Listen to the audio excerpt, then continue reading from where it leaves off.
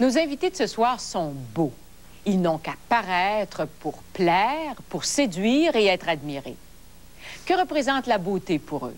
Un privilège, un pouvoir ou un cadeau empoisonné? De Montréal, Radio-Québec présente Droit de parole. Cette semaine, Claire Lamarche donne droit de parole aux beautés rares. Huggies fabrique un revêtement extensible encore jamais vu. Nos couches les mieux ajustées sont là pour vous dès aujourd'hui. Huggies Suprême, nos premières couches où tout ou presque est extensible. Le devant, l'arrière et tout autour. Une exclusivité de Huggies Suprême.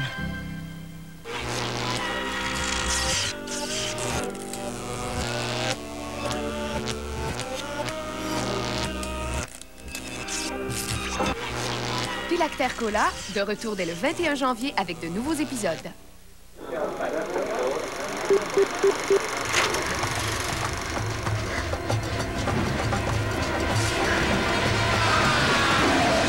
Bienvenue à Cora. Ajoutez une assiette. Grande histoire d'amour-passion au Kenya. Un vieillard et ses lions orphelins. Geraldine Chaplin, Richard Harris dans l'un de ses derniers rôles et John Michie. Bonjour, ma jolie. Avec un roi du cinéma. Qui est le roi de cette terre? Un homme parmi les lions, samedi 20h.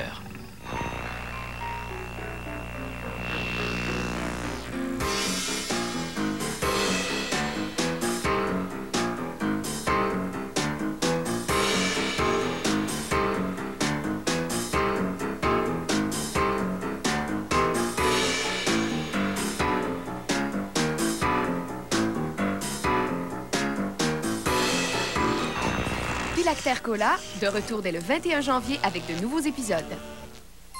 Qu'est-ce qui donne la joie au cœur pendant les fêtes? Ciné-cadeau. Au programme, petites intrigues sentimentales, surprises de taille, aventures gauloises, histoire d'amour, à faire pleurer. Gourmand, va. Régalez-vous avec vos héros préférés. Venez, suivons-les. C'est tout de même chouette de rigoler en famille. Des petits bonheurs pour toute la famille. Ciné-cadeau tous les jours, midi, 15h30 et 18h30. Place au théâtre. Où t'as mis l'ouvre-boîte? Pour s'amuser, on s'amuse. Bon, intelligent, élégant. Waouh! Allez, fais pas cette tête-là. C'est cochon, hein? Toi, t'es un débile, dis-moi un intellectuel. Et dis-moi comment je m'appelle? Le buffet! Mangez! On s'appelle comment? Ça s'appelle nous. Une caille farcie. On se tutoie plus. Non, on se nounoie. Fait drôle d'être assis sur mon casse-croûte. C'est moi.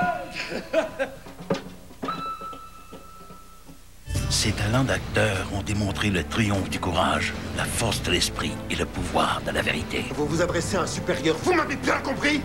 Maintenant, pour ses débuts comme réalisateur et 2 fois lauréat d'un Oscar, Denzel Washington a choisi de raconter l'histoire extraordinaire d'un jeune homme qui a fait face au passé et qui s'est créé un avenir triomphant. Pourquoi je devrais pardonner? Pour vous libérer. Antwone Fisher. À l'affiche mercredi le 1er janvier, en salle seulement. Bonsoir et bienvenue à ce premier droit de parole de l'année 86 qu'on commence en beauté puisqu'on vous présente un droit de parole aux beautés rares. D'abord pour le plaisir, bien sûr, parce que c'est toujours très agréable de voir un homme qui est beau comme un dieu ou une femme qui est belle à couper le souffle. Mais aussi pour savoir ce que les miroirs ne nous disent jamais. Qu'est-ce que ça signifie au jour le jour, être une belle femme ou être un bel homme? La beauté, ça se porte bien quand on est dans une soirée, mais ça se porte peut-être un peu moins bien quand on est dans le métro, sur la rue ou au travail. Alors, pour connaître un peu mieux cette face cachée de la beauté, nous avons réuni en studio des beaux hommes et des femmes magnifiques. Et parmi ces gens-là, il y en a qui sont des beautés classiques, il y en a qui sont des beautés plus recherchées, des beautés flamboyantes, d'autres qui portent leur beauté de façon plus modeste, des beautés sensuelles, et j'en passe, parce qu'on a vraiment fait l'effort ce soir de regrouper toute une variété de beautés. André Lachapelle, qu'est-ce que c'est pour vous la beauté? Est-ce que c'est un privilège? Est-ce que c'est un pouvoir? Est-ce que c'est un cadeau empoisonné? Non, pas empoisonné. Non, pas empoisonné. D'abord, moi, je trouve que... Je sais pas pourquoi je suis venue ici ce soir. Pourquoi? Je ne me trouve ni à couper le souffle, ni rare. Bon. Bien coiffée, bien maquillée, bien habillée, fatalement, on est toutes bêtes. Alors... On vous le dit quand même régulièrement. On me dit, on m'a fait une réputation de belle femme. Ben, à force de me le faire dire, j'ai fini par me dire, il y a peut-être quelque chose là-dessous. Alors, bon, c'est vrai que ça a des avantages. Ça a des avantages dans mon métier, par exemple, dans mon métier de comédienne, quand j'ai débuté, sûrement, parce que je représentais un type d'ingénue, de jeune première. Sauf que très souvent, je me faisais dire, au lieu de me faire dire « Ah, que tu es bonne dans telle chose », je me faisais dire « Ah, que tu es belle dans telle chose ». Et ça me faisait pas du tout plaisir dans ce sens-là. Ça a des avantages dans le sens que les gens viennent peut-être davantage à nous, se sentent à l'aise. Mais je pense que c'est une question de personnalité, c'est une question de peut-être de chaleur. Il y a des beautés froides qui vont éloigner les gens. Il y a des gens qui sont très chaleureux, donc qui vont attirer beaucoup de gens à eux. Jean-Pierre Matt, est-ce que vous trouvez que la beauté, ça rend la vie plus facile? Ça dépend des circonstances, je pense. C'est sûr que ça peut avoir certains petits avantages, comme... où je vais acheter mon pain, par exemple.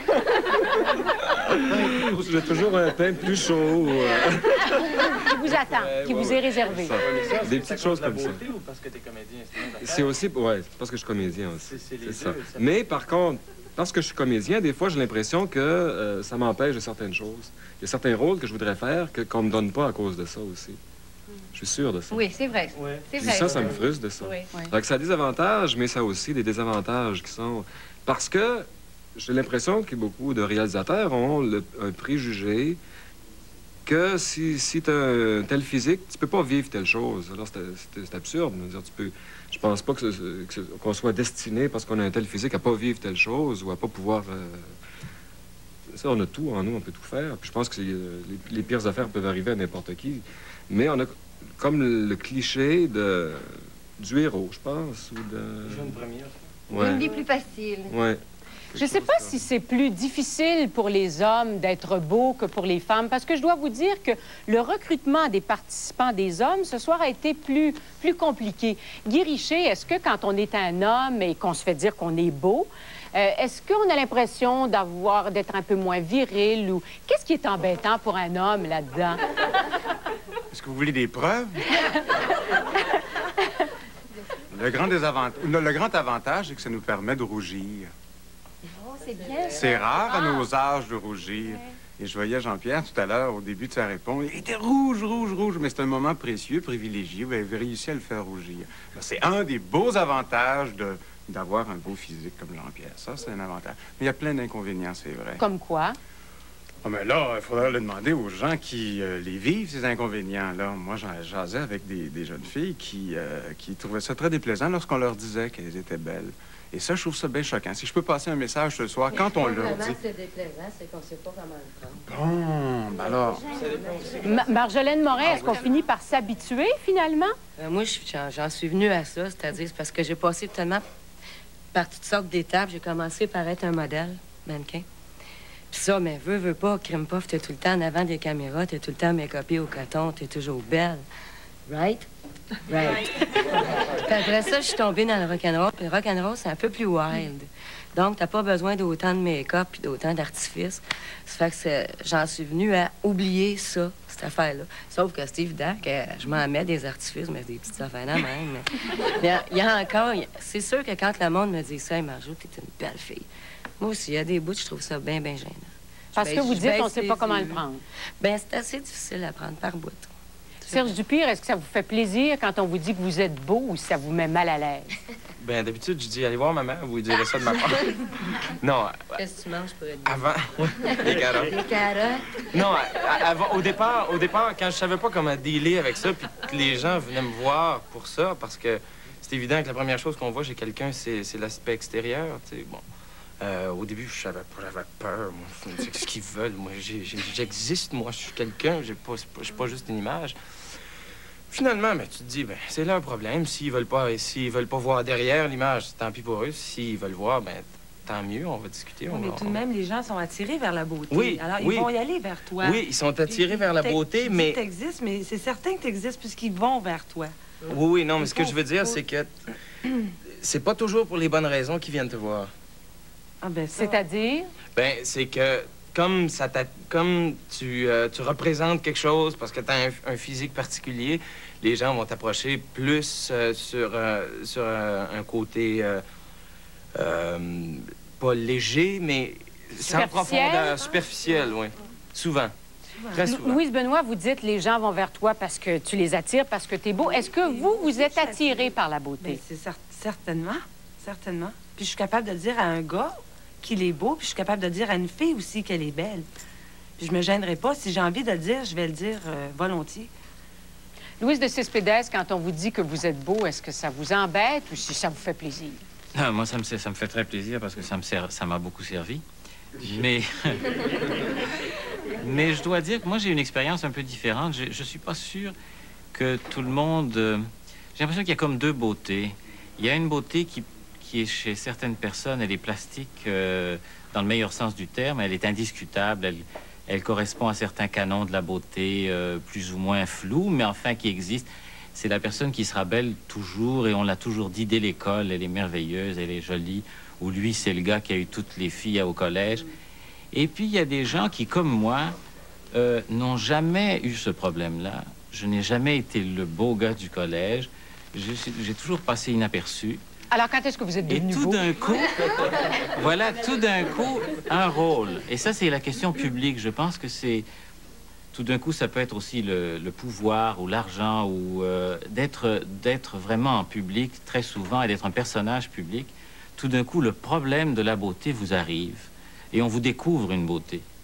Et moi, c'est parce que j'étais un comédien qui n'était pas connu et j'ai incarné un rôle qui ressemblait tellement à ce que je pouvais être, qui m'allait tellement bien, et les gens ont accroché là-dedans. Et le personnage, lui, se voulait irrésistible, il était. Et je pense que les gens ont marché là-dedans, mais je n'ai jamais eu ça, moi, avant. J'ai vraiment passé 30 ans de ma vie sans que j'ai eu... Ce personnage a changé votre vie. Et puis tout d'un coup, lui, il est arrivé. Alors j'en ai profité, le bateau était là, je me suis dit très bien, je vais... À ce moment-là, ton ego est très... au maximum, là. T'es flatté de ça? Est-ce que t'es... Très surpris. Non, au début, je suis surpris. Surpris, et puis on se reconnaît pas. On n'est pas tellement mal à l'aise, parce que c'est le personnage. Moi, quand on me dit ça, c'est le personnage, ça me fait plaisir, et ça marche, mais c'est pas moi. Dans ce sens-là, je trouve ça assez agréable, ce qui m'arrive. C'est pas vraiment un problème. Est-ce qu'il y a des gens pour qui la beauté, ça peut être un cadeau empoisonné à un moment donné? Pour qui c'est pas toujours facile à porter? Ou Linda, est-ce que... Je pense que parfois, je me souviens au moment donné où j'ai juste envie d'aller prendre un café tranquille et de ne pas me faire regarder et remarquer. Et ça, je trouve ça très difficile. La plupart du temps, je suis très contente. Je trouve que c'est un très beau cadeau des cieux de pouvoir être une belle femme. Mais parfois, avoir beaucoup d'attention, moi, je trouve ça difficile. Et je me dis, bon, c'est peut-être le fun de juste être là sans avoir beaucoup d'attention. Je pense qu'une des pires affaires, c'est d'avoir beaucoup d'attention tout le temps. Je pense aux comédiens, je les envie donc pas. Mais c'est peut-être difficile de toujours sortir et d'être toujours reconnu.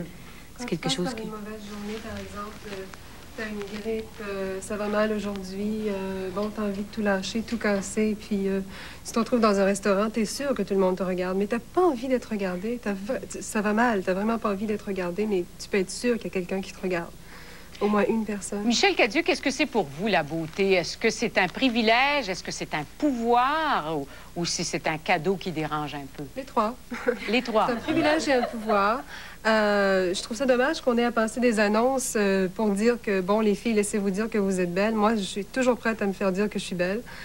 N'importe qui, je l'annonce. Si vous voulez me le dire sur la rue, n'importe quand, je suis prête. J'adore ça. C'est toujours bien, c'est toujours bon, c'est toujours positif. Je vois pas ce qu'il y a de négatif là-dedans. Ça peut être un cadeau empoisonné, oui. Moi, côté carrière, ça m'ennuie. Je veux dire, ça m'ennuie.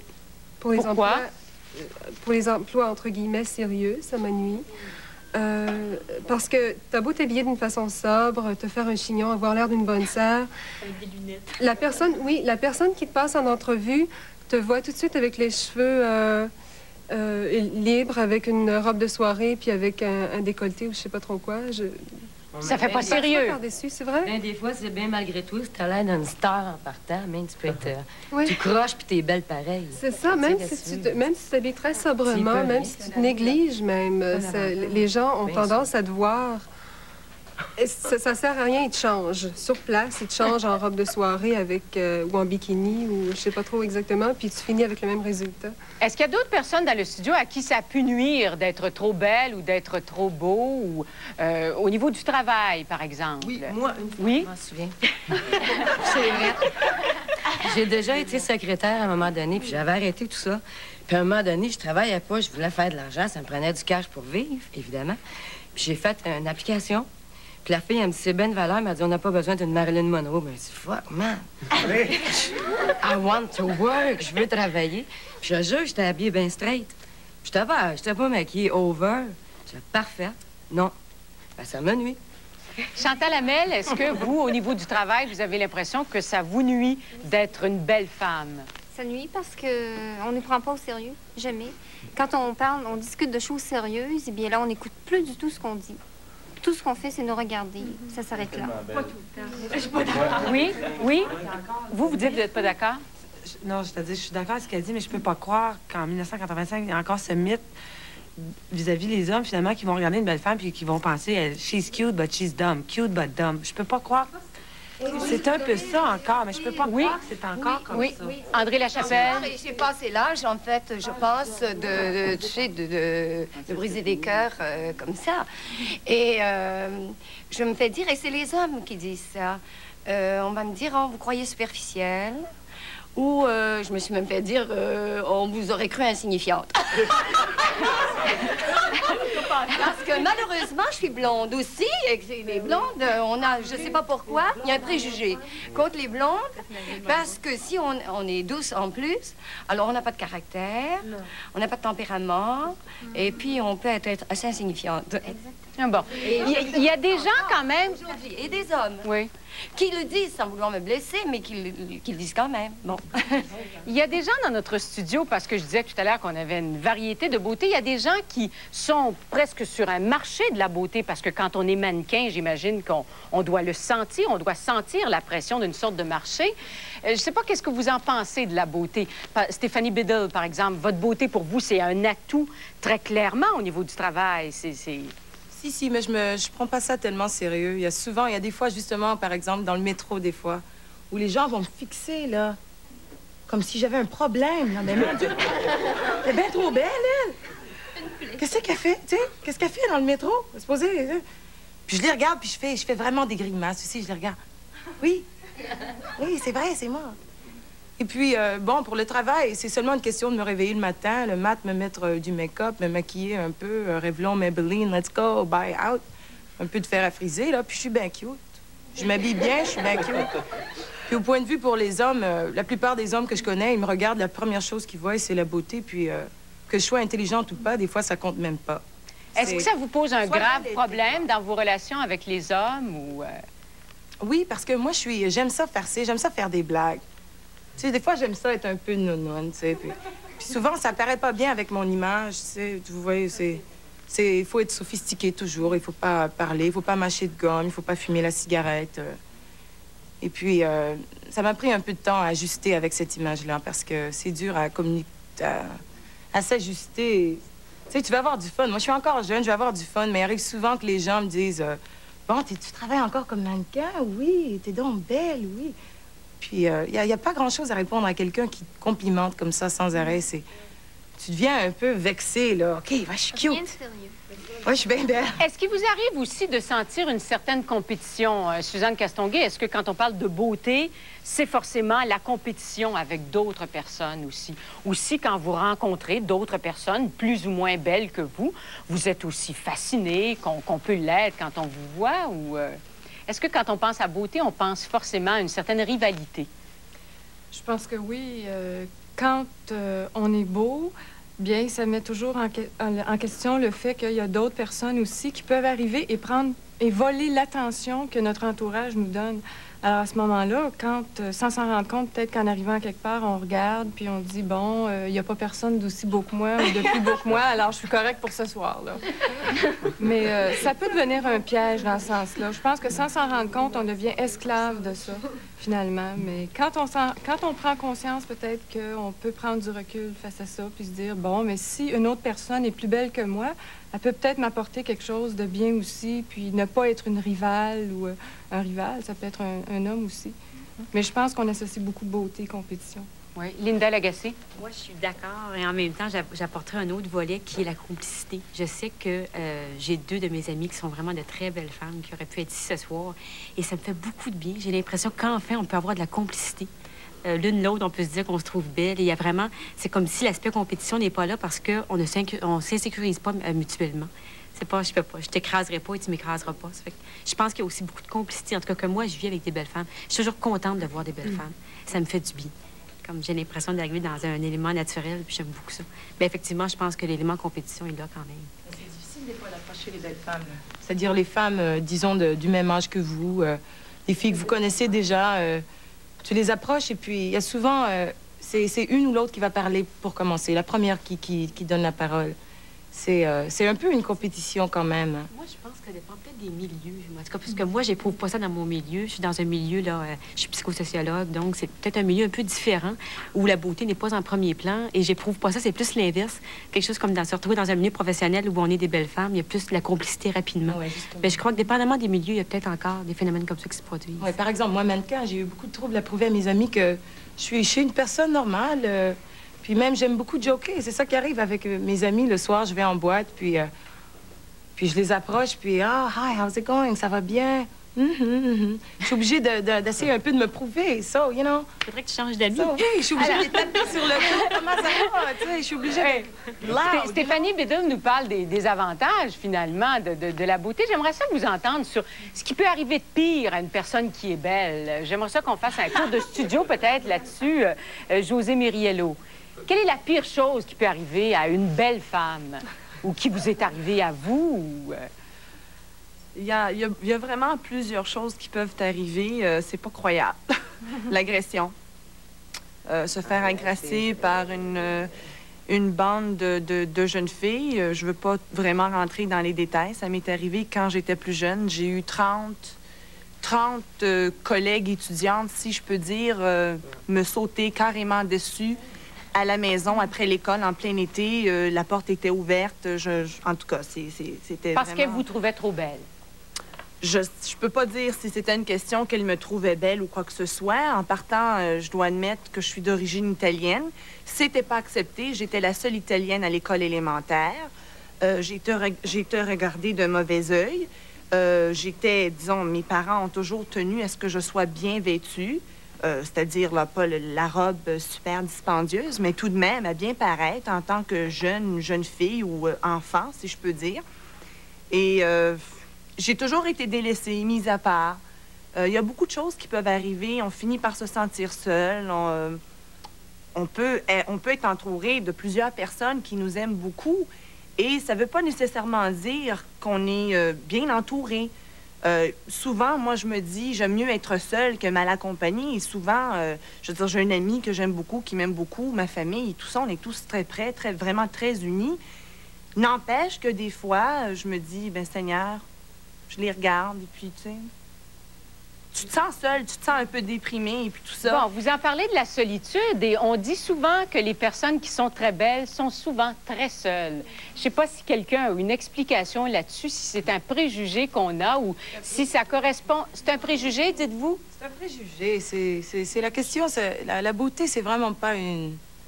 C'est parce que t'es beau, tu vas rester tout seul chez vous parce que t'es trop beau. C'est si t'as le pouvoir de communication, c'est pas un problème. Je pense que c'est une attitude dans la vie, ça. C'est le tempérament, c'est... Oui, Guériché. Vous dites Guériché? Non, je faisais une mauvaise blague. Mais la pire chose qui peut arriver, c'est d'être invité à votre émission, Claire. Oui, pourquoi? Parce que ça nous fait rougir encore là-dessus. Non, c'est parce qu'on a l'impression de se sentir un peu comme une tranche de steak au rayon des viandes chez Steinberg. Oui. Est-ce que vous avez l'impression que quand vous allez rentrer au travail, par exemple, demain, après cette émission, que les gens vont avoir une attitude différente à votre égard parce que vous aurez reconnu publiquement qu'on peut vous catégoriser comme un beau? Ben voilà un point important, et ça repose le problème de l'objectivité de la beauté. Moi, je dis pas que c'est objectif, je dis même que c'est suggestif, la beauté, à un point tel que si à un moment donné, un exemple, Carole Laure, OK? Moi, je l'ai jamais trouvée belle jusqu'au jour où on m'a dit « Carole Laure, c'est une sacrée belle fille. » Ah oui? Et puis en y regardant 2 fois, ben c'est vrai, mais comment ça? Mais c'est vrai qu'elle est belle. Et puis ça fonctionne comme ça, c'est éminemment suggestif, l'histoire. Indépendamment des traits et tout ça qu'on pourrait discuter, mais il y a quelque chose de très suggestif. Oui. Mais indépendamment de ce qu'on vous dit, est-ce qu'il vous arrive, vous, de vous retrouver en face d'une belle femme et d'avoir le souffle coupé ou de vous retrouver en face d'un beau gars et de dire « Quel beau gars! » Est-ce qu'il y a des gens qui vous attirent par leur beauté, malgré ce qu'on peut vous suggérer ou... Spontanément, oui, évidemment. Et c'est pas nécessairement celle qu'on suggère. Il y a quelque chose... Il y a quelque chose dans la beauté qui étonne toujours, qui nous prend toujours par surprise. Et ça, c'est vraiment des beautés rares, là. Celle-là, là, qui... On sait même pas pourquoi, cette personne-là, mais nous... On la trouve très, très belle. Et ça, c'est... Et ça dépasse les créneaux ou les canons habituels de la beauté, souvent, ça. C'est pas forcément que la même personne que vous allez trouver belle, l'autre gars à côté de toi va la trouver belle, elle. C'est très relatif. C'est très relatif. Oui. C'est comme Klaus Kinski, qui est sans être affreux, qui est très spécial, mais qui est d'une beauté rare. Il y a quelque chose dans les yeux qui fascine. Là, on parle aussi du charme, il y a de la fascination.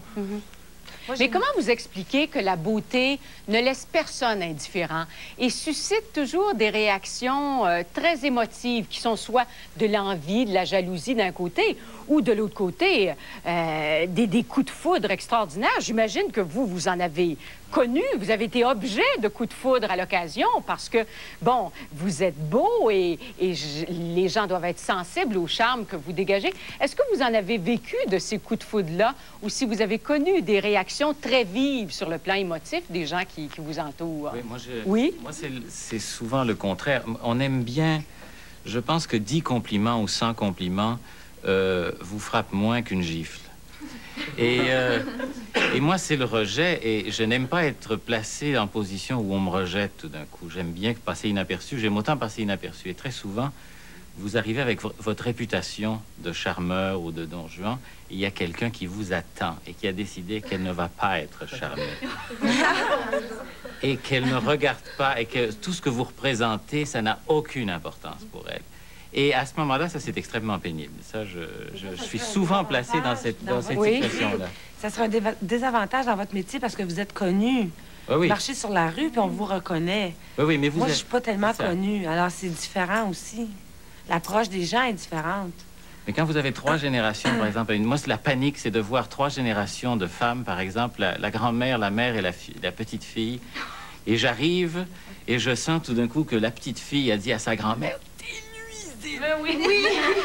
Et là, la grand-mère qui regarde sa fille et qui lui dit « Le connais-tu, Louise de Cesse ?» Et là, je sens qu'elle va dire « Pas du tout.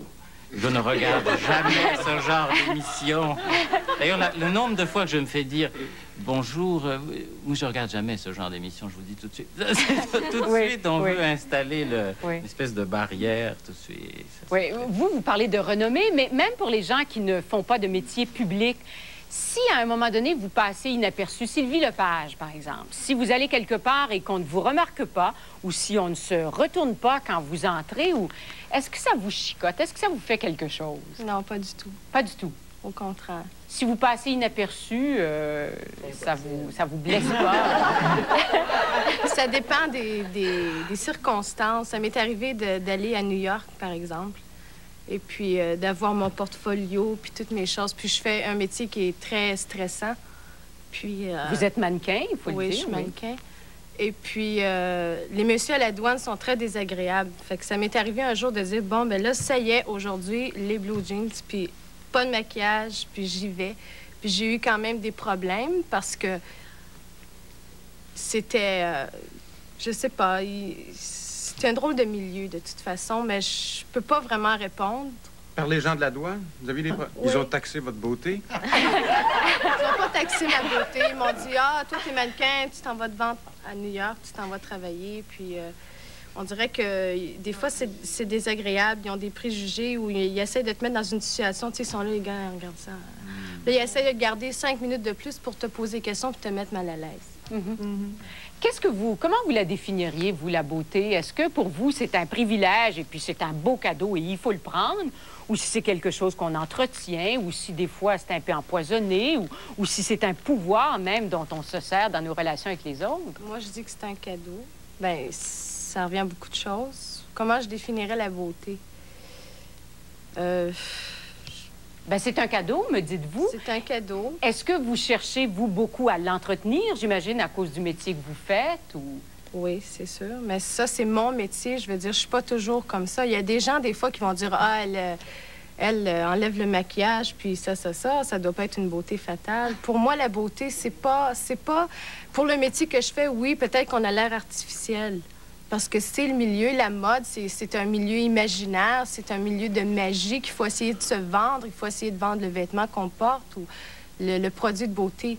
Mais la beauté, pour moi, c'est pas du tout physiquement, de toute façon. C'est un ensemble. C'est ce que la personne va dégager. Quand Serge Dupire disait tout à l'heure, très souvent, ça fait qu'on a avec les gens des relations plus superficielles. Est-ce que vous notez ça, vous aussi? Que les gens ont tendance à situer le genre de rapport avec vous plus superficiellement parce que, bon, on s'occupe davantage de votre image? Moi, je vais dire comme Stéphanie tantôt. Moi, je suis le genre de personne... Je suis très timide, malgré ce que les gens peuvent imaginer. Et puis, des fois, ça me fait réagir d'une façon très immature, très bébé. Tu sais, je vais arriver, allô, puis ça va? Puis là, je niaise, puis ils disent, ah, mais gars, ça, tu sais, un bébé ou qu'est-ce qu'elle a? Elle est énervée. Il y a des copines qui m'ont déjà dit, Sylvie, tu devrais être calmée. Tu sais, les gens te voient, ils pensent que tu es classique ou mature, tout ça, puis tu devrais... Puis là, à ce moment-là, je leur ai répondu, je changerai pas ma personnalité parce que ça, c'est moi. Je suis comme ça. Puis j'étais peut-être une des filles les plus complexées dans le temps de ma jeunesse parce que j'étais très maigre, j'étais grande, puis toutes les choses. Puis j'allais aux études, puis je me rappelle que j'étais apostrophée souvent, moi aussi. Puis maintenant, je suis fière d'avoir ce que j'ai. Je suis fière de m'être rendue d'avoir acquis le métier que je fais. Mais c'est pas toujours facile. Lucie Dorion, pour vous, la beauté, qu'est-ce que c'est? Est-ce que c'est un beau cadeau qu'on reçoit ou s'il y a des choses plus difficiles qui viennent avec la beauté? Moi, je dis que c'est un beau cadeau qu'on reçoit, oui. Mais justement, on parlait, c'est l'image. Et finalement, souvent, les gens s'accrochent à ça et on te croit autrement de ce que tu es. C'est justement, on peut pas se permettre tout. Mais en réalité, c'est comme il faudrait être extrémiste. On peut se permettre de tout aussi. Justement parce qu'on a un look ou quelque chose que ça peut passer mieux que quelqu'un d'autre ferait dans un restaurant, que ce soit t'aimes pas quelque chose ou... Moi, je peux dire que la beauté aussi, c'est de s'accepter comme on est. Il y a des femmes qui vont regarder un magazine et vont dire « Ah, ça, c'est des mannequins, ils sont artificiels. » Mais la femme est complexée peut-être en dedans d'elle-même. Il y a des gens qui sont... Moi, je dis pas une personne est beau, l'autre est pas beau. Tu sais, ça dépend des goûts. Les goûts sont pas à discuter. Il y a des hommes qui vont aimer des femmes naturelles qui sont très belles. Il y en a d'autres qui vont aimer le maquillage, les artifices le plus flashés, tu sais. Mais la beauté n'est pas à discuter. Puis il y a de la jalousie des fois qui se fait. Mais il faut s'accepter. Si on est bien, pas être prétentieux non plus, de dire, ben moi, je suis beau. Puis ça arrive des gens que tu vois comme ça, puis dans le fond d'eux-mêmes, ils sont très complexés. Fait que la beauté, je pense que c'est de s'accepter comme on est, de prendre soin de sa personne. Si ça nous tente d'être comme on est, de se maquiller, de s'arranger, d'être plus femme, d'être féminine ou d'être extravagante, ça, c'est notre problème. Puis il y en a d'autres femmes qui aiment ça, pas jamais de maquillage, puis les rouleaux, puis la robe de chambre. Je pense que c'est assez... Oui, Mme Castonguay? Je pense que la pire chose qui peut arriver à quelqu'un qui est beau, c'est de se réveiller un matin, de se regarder dans son miroir, puis de se sentir coupable d'être beau. De se dire, ben moi, j'ai tout ça, puis en plus de ça, ben je suis quelqu'un d'intelligent, puis pourquoi tout ça à moi? Puis là, on se dévalorise, et puis il y en a qui sont pas beaux, et puis, tu sais, de se sentir coupable. Est-ce que ça arrive, ça? Vous êtes psychologue, vous avez rencontré des belles femmes, j'imagine, et peut-être des beaux hommes aussi. Oui. Est-ce que dans les gens qui sont allés vous voir, il y a vraiment des personnes qui sont belles et qui qui ont tendance à faire ce que vous nous racontez là. Oui, je pense que les personnes qui sont venues consulter avaient vraiment ce problème-là, de se sentir coupable d'être beau. Et puis, à cause de ça, ils veulent comme se racheter. Alors, ils deviennent extrêmement perfectionnistes, ils veulent pas faire d'erreurs, ils sont bons avec tout le monde, ils veulent plaire à tout le monde. Alors là, c'est la roue qui tourne et puis ils s'en sortent pas. Puis à un moment donné... C'est dû à l'attitude des parents quand ils sont petits, par exemple. Là. Les parents disent, regardez mon enfant s'il est beau, puis on n'arrête pas de parler de la beauté de ses enfants. Puis à l'école, les professeurs vont être attirés vers un enfant qui est plus beau qu'un autre. Est-ce que ça vient de là? Ou ça vient tout à coup, là, je tard? pense que ça dépend, parce qu'il y a des personnes, ça a l'air bizarre à dire, mais qui sont devenues beaux à 18 ans, ou à 20 ans, ou à 25 ans. Ça dépasse ce qu'ils ont vécu, mais à un moment donné, la fille peut avoir 35 ans puis être une très belle femme puis se sentir drôlement coupable d'être très belle et puis d'avoir tout le monde qui vient à elle gratuitement. Et puis, ben alors, j'aimerais beaucoup vous entendre et savoir qu'est-ce que vous avez à dire aux gens qui vous regardent ce soir et qui se disent vraiment, mais non, mais ils sont chanceux, hein? Ils se lèvent le matin, ils se voient dans le miroir et c'est beau ce qu'ils voient. Alors, les gens qui vous envient, là, Serge Dupire, qu'est-ce que vous avez à leur dire? Les gens qui disent vraiment, Serge Dupire, mais il est chanceux. Non, moi, je pense que déjà, 50 de la beauté, c'est de s'accepter. Bon, je dis pas que je suis... Oui, bien, ça fait partie de ça. C'est donc 50 Mais je pense que tout le monde peut être... Bon, je sais que c'est gros, là, ce que je vais dire, mais tout le monde peut être beau. Tout le monde peut dégager quelque chose, parce que la beauté, bon, ça peut aussi être juste plastique. Mais tu peux dégager des... Plus tu t'acceptes, mieux tu t'acceptes, mieux tu es dans ta peau, plus ça paraît. Ça, c'est évident. Est-ce que vous, comme beauté rare, est-ce que vous avez eu à faire un chemin où vous avez dû vous accepter ou si vous vous êtes à peu près toujours trouvé de votre goût et puis vous vivez avec vous depuis X années et ça va bien? Hier matin, je me suis réveillé. Non, quand j'étais petit, je me faisais toujours dire pas sois beau et tais-toi, mais t'es beau. T'es beau. Alors, à un moment donné, tu fonctionnes avec ça aussi. C'est pour ça qu'à un moment donné, quand ta façon de penser change, mais que les gens continuent encore de te dire t'es beau, mais tu te poses d'autres questions. En même temps, ça implique t'es beau, t'es fin. On dirait, quand tu te dis ça quand t'es jeune... Dans les films, d'ailleurs, celui qui est le bon est toujours... Oui, le bon est toujours beau. Est-ce que ça veut dire... Oui, excusez, André Lachapelle, quand on est belle, est-ce que ça veut dire qu'on est un peu prisonnière de cette image de finesse et de gentillesse? Oui. Et que quand on a des émotions plus colériques ou qu'il faudrait qu'on sorte de soi et qu'on soit peut-être un peu plus vindicative, on a tendance à se dire non, il faudrait pas... Oui. Et ce qu'il disait tout à l'heure était très juste parce que je me souviens qu'étant enfant, j'étais la chouchoute des sœurs. Pas parce que je le voulais, mais parce que c'était comme ça. Et j'avais tellement peur que mes camarades me détestent à cause... Parce que j'étais pas responsable de ça. Donc, j'étais plus gentille encore que la normale, finalement. Et que j'avais toujours une belle façon. Et que mes angoisses à moi, ben, je les cachais, je les gardais pour moi. Et encore maintenant, je vais faire attention. Je serai incapable d'être désagréable avec les gens. Incapable, parce que j'ai peur de blesser, j'ai peur de faire mal, oui, et que... c'est comme quelque chose comme de se faire peur. Est-ce que c'est vrai pour des hommes aussi, Jean-Pierre Matt? Est-ce que vous vous sentez un peu prisonnier d'une image qui fait que, bon, on voudrait un gars doux, sympathique, fin?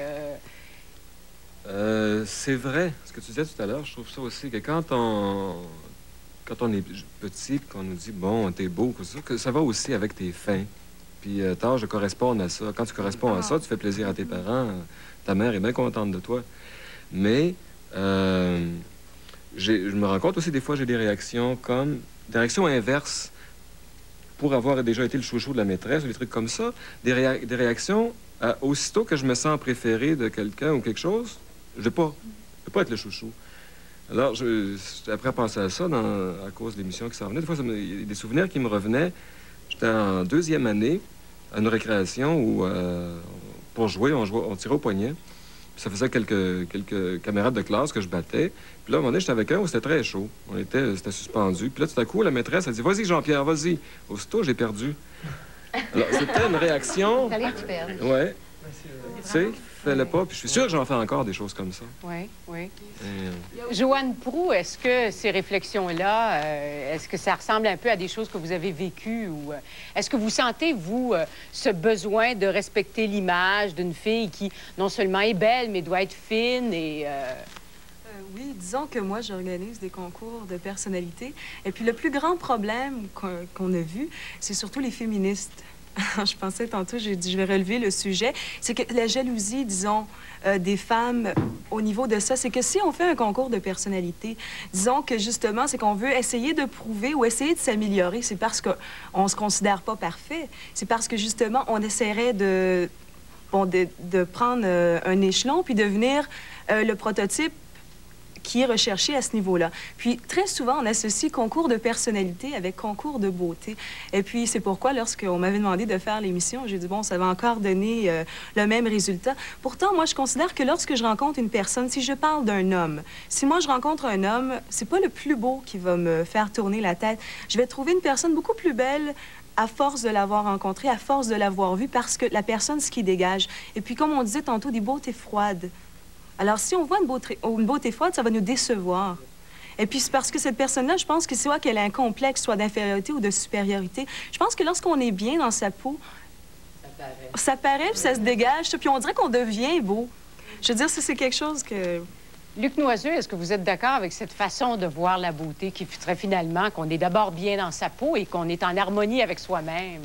Je pense qu'effectivement, si les gens sont beaux, c'est d'abord et avant tout parce qu'ils sont bien dans leur peau, parce qu'ils sont en santé, parce qu'ils ont la joie de vivre, parce qu'ils sont pas trop malheureux, pas trop capotés. Et d'autre part, je pense aussi qu'on ne montre bien aux gens que ce qu'on veut. En fin de compte, si ça nous plaît d'attirer l'attention, ben on s'arrange pour être charmeur, pour paraître beau. Mais il y a moyen de paraître laid aussi, et pour les gens qui sont laids, il y a moyen de paraître beau. Est-ce que vous avez tendance, vous dites, bon, si on a le goût, on peut s'arranger pour plaire et pour séduire, finalement, si on vous suit. Est-ce que vous avez tendance à utiliser votre beauté comme un peu de pouvoir de séduction que vous pourriez avoir sur les gens qui vous entourent? Peut-être pas de séduction, mais disons, quand ça fait mon affaire, ça fait une carte de plus dans mon jeu. Je veux dire... et je montre cette facette-là de mon jeu parce que ça fait mon affaire dans des circonstances précises. Je pense à la première blonde que j'ai eue à l'âge de 16 ans. Ben, j'étais bien content qu'elle me regarde. En fin de compte, j'étais bien content qu'elle me fasse un clin d'œil à un moment donné. J'étais heureux de savoir qu'elle avait remarqué que j'étais là. Alors, ça, c'est bien le fun, ça, il n'y a aucun doute là-dessus. Mais c'est très relatif, tout ça. Juste avant de venir pour l'émission, mon fils de 8 ans m'a dit, très sérieusement d'ailleurs, il dit, je trouve E.T. très beau. E.T., non, mais c'est vrai, j'ai posé la question à d'autres enfants et ils m'ont répondu la même chose. Comme quoi, E.T., au début du film, par exemple, s'il peut paraître très laid, il réussit à la fin du film à paraître très beau. C'est ça. Monsieur Noiseux, finalement, nous laisse entendre qu'à l'occasion, quand c'est utile pour lui, il a su jouer cette carte-là, du pouvoir de la séduction. Et je trouve que vous n'êtes pas beaucoup avancé là-dessus tout à l'heure. J'aimerais ça savoir si vous êtes quand même conscient du pouvoir que ça peut donner d'être beau et si vous avez tendance à vous en servir à l'occasion. Oui? Du jour où vous comprenez, quand on vous a suffisamment dit que vous avez du charme, vous commencez à en faire. Ça, c'est absolument radical, il n'y a pas de doute. Qu'est-ce qui, d'après vous, Louise de Cespedes, peut être la chose la plus dure qui puisse arriver à quelqu'un qui est beau? Mon Dieu. Ça dépend, parce que moi, j'ai une vision, je sais pas. Je trouve qu'il y a un prix à payer à tout. Rien n'est gratuit. Alors, bon, la beauté, quand on vous l'accorde ou on vous trouve beau, c'est très bien. Il y a un prix à payer qui est celui, peut-être, au début, de faire réagir les gens, soit contre vous, soit pour vous. Vous les placez en situation peut-être particulière là, dès que vous arrivez. Mais en dehors de ça, j'ai pas vécu de choses difficiles, moi, dans ce sens-là. Oui, Luc Noiseux? Oui, moi, je pense que la pire chose qui peut arriver, en fin de compte, c'est d'y accorder trop d'importance. Parce qu'en y accordant trop d'importance, toute notre personnalité, en fin de compte, tous nos agissements avec notre collectivité ne reposent que là-dessus. Et on a le couteau dans le dos tout de suite parce qu'on se dit, bon, ben, les gens nous regardent juste parce qu'on est beau, patati, patati, patata.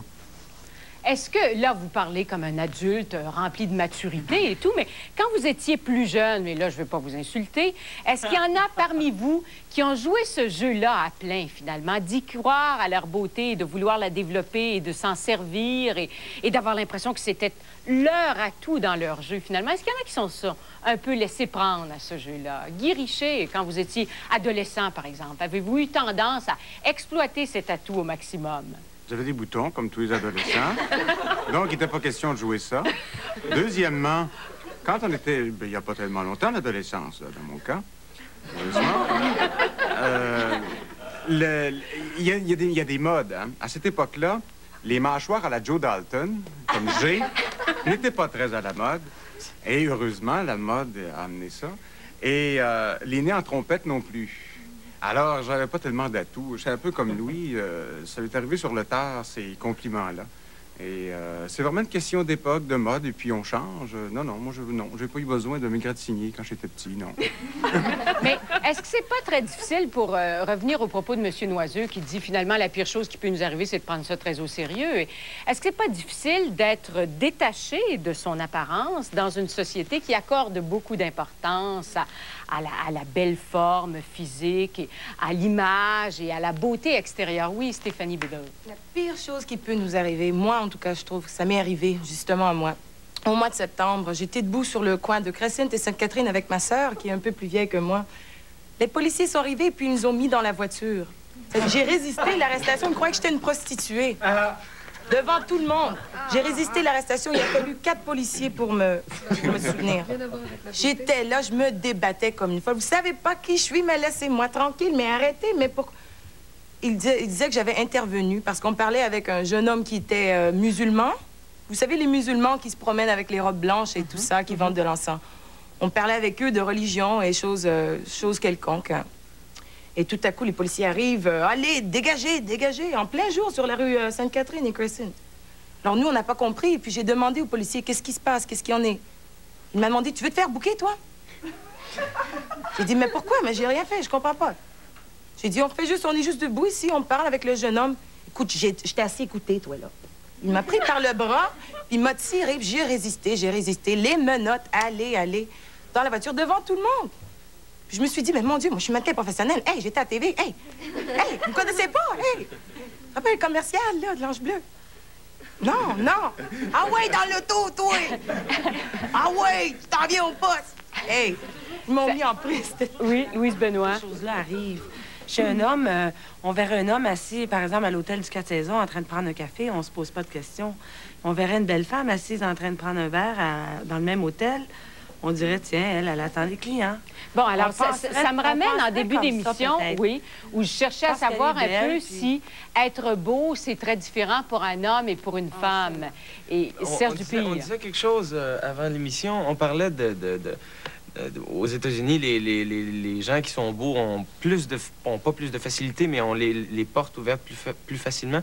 Puis quand tu regardes, souvent, les gens bien placés dans la société sont des gens qui sont physiquement avantagés.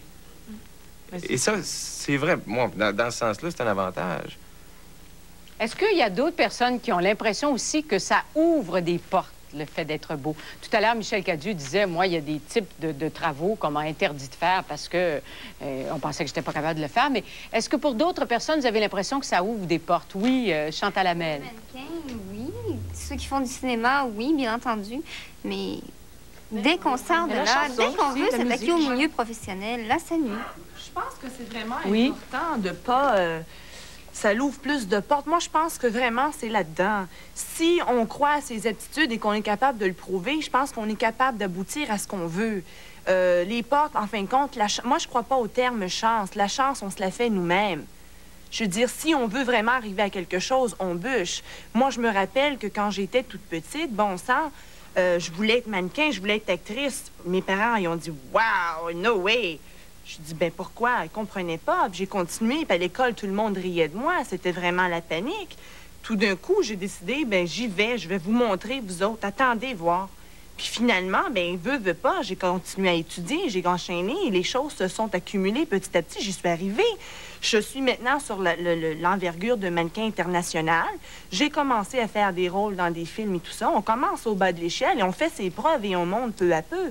Je pense pas que ce soit seulement dans le niveau public ou aux yeux des gens ou dans les bureaux. C'est partout. C'est vraiment partout. Serge Dupire, oui. À l'époque, quand même. C'est évident que, bon, quand je dis que les gens vont t'approcher plus facilement, puis c'est peut-être pour un côté plus superficiel, il y a aussi le fait qu'ils vont t'approcher plus facilement. Ça ouvre Ça peut nuire aussi. Comme travaux de secrétaire, écoutez, cette fille-là est bien trop cute, là. Elle doit être niaiseuse. Avoir ça à notre... Vous êtes beau que vous faites ce métier-là, ou c'est parce qu'au départ, vous vouliez faire ce métier-là? Même si c'est... Parlez-vous du métier de mannequin? Oui, là? entre autres, ou de comédien. Oh, mannequin. T'as jamais pensé de faire un médecin ou un avocat? Ou... Oui, moi, j'ai pensé d'abord d'être architecte. Oui, on va essayer d'y aller un à un parce qu'on va perdre des bouts. Oui. Mais moi, je suis pas devenu comédien parce que j'étais beau. Je suis devenu comédien parce que la première fois que j'étais allé sur la scène, j'ai été excité comme un fou. Et j'ai toujours aimé ça. T'es excité qu'on te regarde? Ah oui, bien ça, là, il y a...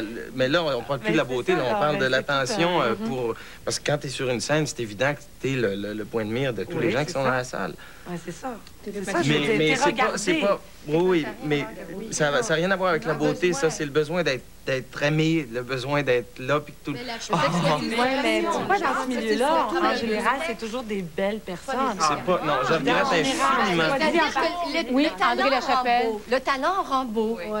Vous allez voir quelqu'un, vous allez voir un film, vous allez voir quelqu'un au début du film, il vous plaît pas, et à la fin du film, vous l'aimez, vous le trouvez extraordinaire, vous le trouvez beau. Le talent rend beau. C'est quelqu'un comme Lisa Minnelli. La plupart d'entre nous, si je pense à Louis ou André ou ceux qui sont dans le métier, si on est entré dedans, je pense que c'est surtout que c'était pour nous la meilleure façon, le meilleur moyen possible pour nous de s'exprimer.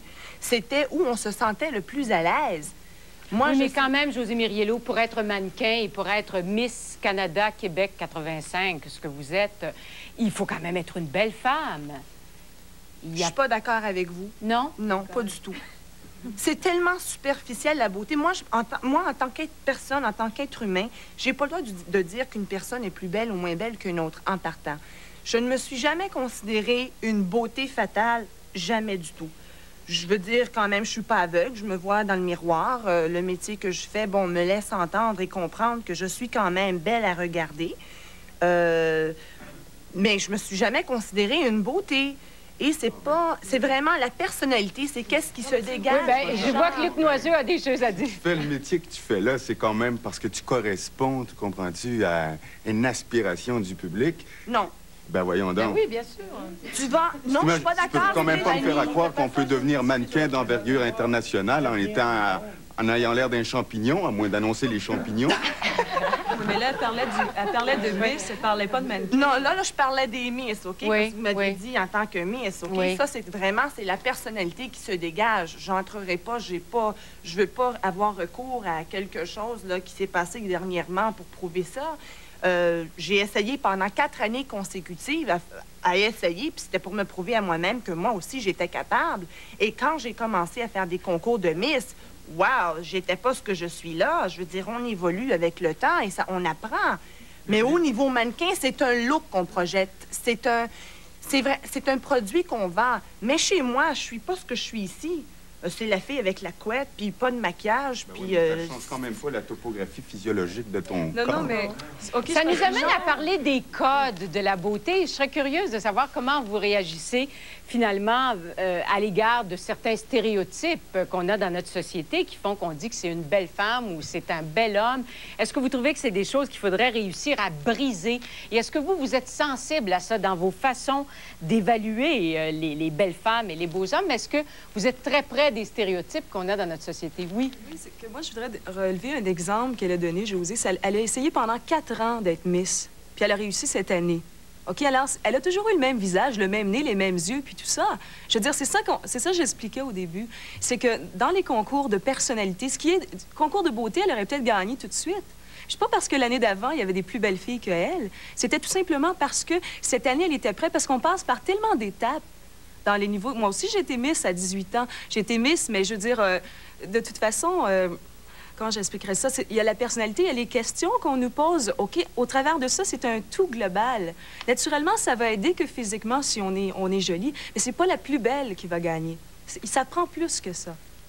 Moi, oui, Luc Noiseau. À la lumière de tout ça, je trouve ça intéressant, c'est que tous les gens qui sont beaux, en fin de compte, essayent de se trouver toutes sortes d'autres choses que la beauté qu'ils ont. Comme pour excuser la beauté qu'ils portent en eux.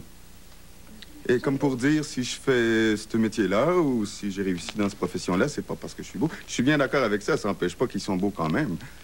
Oui, oui. Ça... Suzanne Castonguay, dans les gens que vous avez rencontrés, est-ce que c'est assez fréquent, cette attitude-là aussi, de personnes qui tentent, qui veulent pas reconnaître finalement ou qui tentent de s'excuser pour la beauté qu'ils ont ou qu'elles ont?